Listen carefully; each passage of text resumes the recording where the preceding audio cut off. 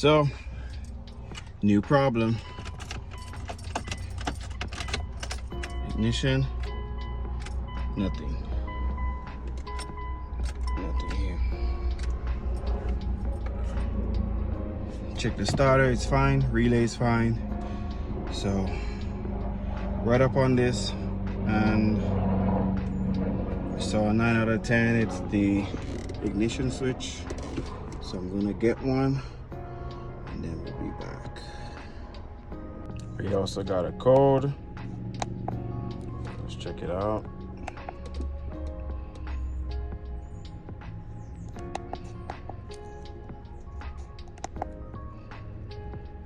I got a P0335 crankshaft position sensor A circuit. So that could also be a reason why this vehicle is not starting. So we will check that as well.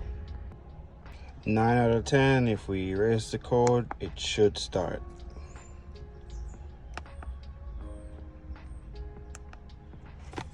Let me switch off. And then we switch back on. Still nothing.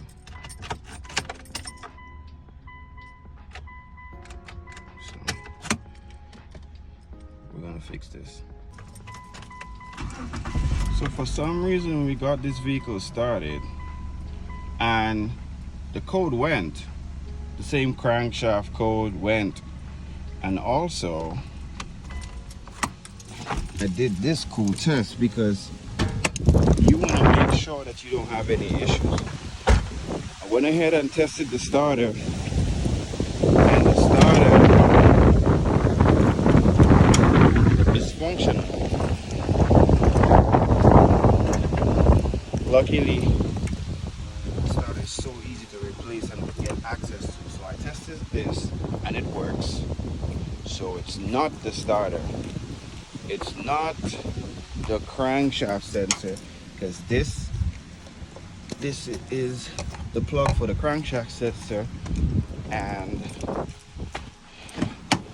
you can just do this cool test and know it'll just try to start like this. If this was happening, then you know it's the crankshaft sensor. So it's not. So we know for sure now that the only thing that we haven't replaced is the ignition switch.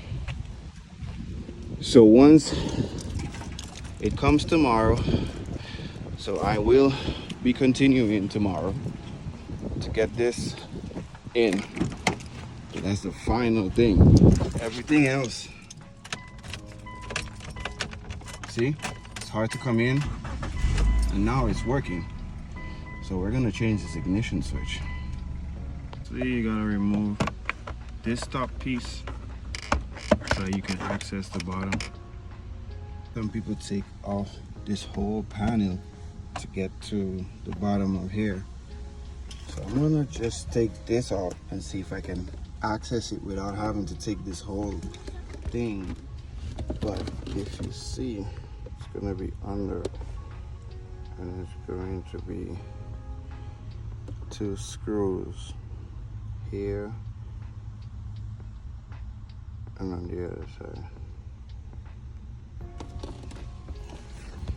Once you remove the screws, it just pulls right off like this, and then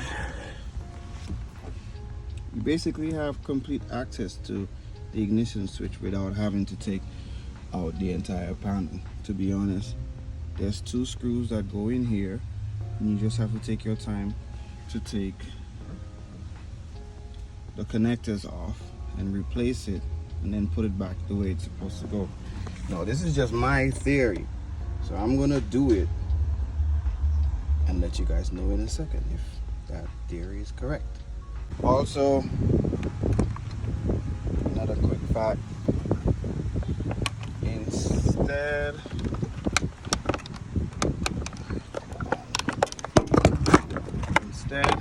of disconnecting your battery, this is the fuse for the ignition.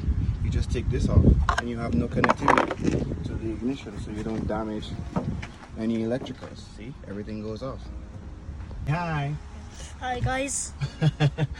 You need a T15 and goes right here, and one of these screws right here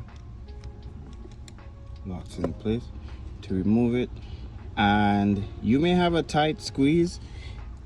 If you remove this, you may still not get any space for it, because there's a piece of metal in there that's still going to prevent you from being able to turn it.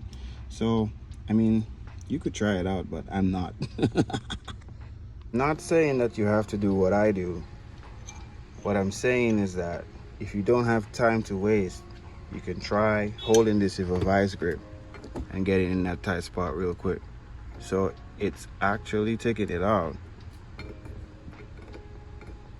and it will be the main tool to put it back as well. Brand new one. We got these out.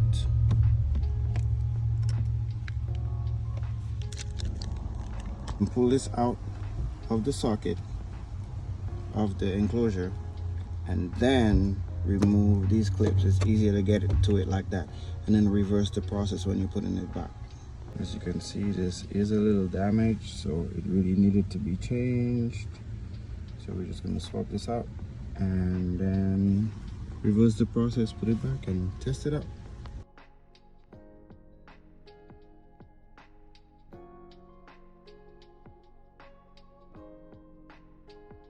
And now we're in. We're going to put the screws back, and then we're going to test this before we put anything back, not after.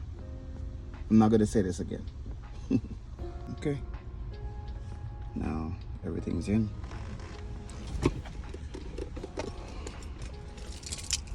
Let's see. Perfect. Perfecto.